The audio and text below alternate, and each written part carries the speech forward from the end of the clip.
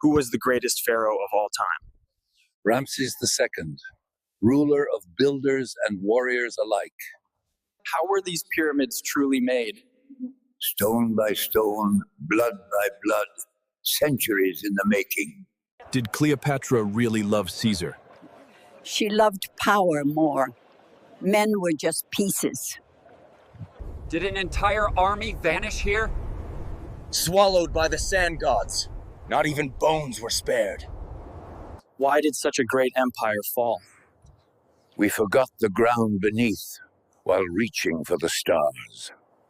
What message do the ancients leave us? Don't bury your truth in gold. It never lasts.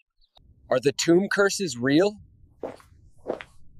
Step without permission, and you'll never step again. Who was the greatest pharaoh of Egypt? Ramses II.